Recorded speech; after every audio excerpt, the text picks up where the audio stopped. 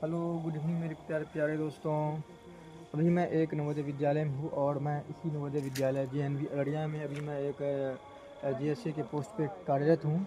तो मैं आज आप लोग को बताना चाहूँगा कि ये नवोदय विद्यालय की आवश्यकता क्यों पड़ी, ऐसा क्या हुआ जो नवोदय विद्यालय बनाना पड़ा। तो मैं बताना चाहूँगा कि यह बात है 1986 में, जब इंडिया में नई शिक्षा नीति का आगमन हुआ था और उस समय में हमारे देश के प्रधानमंत्री माननीय श्री राजीव गांधी जी थे। तो नई शिक्षा नीति में उन्होंने एक सुधार किया और उसी नई शिक्षा नीति में उन्होंने इस नवोदय का प्रस्ताव रखा। एक्चुअली इसका मेन उद्देश्य ये था कि जो ग्रामीण इलाके में बच्चे हैं, वो बच्चे जो शहरी बच्चे हैं, उनसे पढ़ने लिखने में बहुत कमज़ोर हो जाते थे, क्योंकि गांव में इस प्रकार का मतलब कि उच्च गुणवत्ता वाले शिक्षा नहीं मिल पाता था। इसीलिए राजीव गांधी ने सोचा कि गांव के बच्चों को भी बेहतर शिक्षा मिले और इसीलिए उन्होंने नवोदय विद्यालय की स्थापना 1986 में किया था।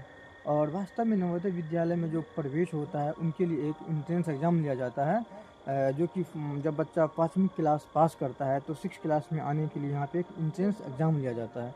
यदि कोई बच्चा किसी कारणवश से 6 क्लास का वो एग्ज़ाम नहीं दे पाता है तो उसको एक मौका और दिया जाता है, जो कि क्लास 8वीं पास करने के बाद आता है।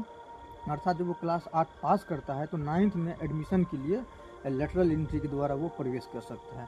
मान के लिए जो बच्चा दोनों मौका को चूक गया हो, दोनों मौका गंवा दिया, तो उसके लिए फिर एक और मौका आता है जो कि क्लास 11th में एडमिशन के लिए आता है। तो क्लास 10th पास करके वो डायरेक्ट 11th में एडमिशन यहाँ आके ले सकते हैं।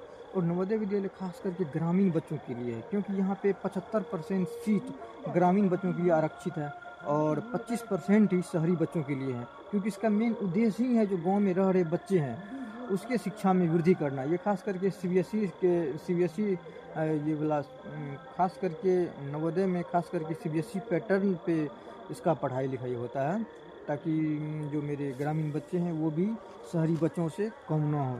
तो इस तरह का यहाँ पे व्यवस्था होती है। साथ ही साथ यहाँ पे सारा चीज़ मुफ्त होता है, खाना पीना रहना, यूनिफॉर्म ड्रेस, कलम कॉपी, जितना भी चीज़ें होती है ना, सारा का सारा यहाँ पे मुफ्त होता है। तो आप भी हो सकते हैं तो अपने बच्चों को इस स्कूल में पढ़ाइए लिखाइए।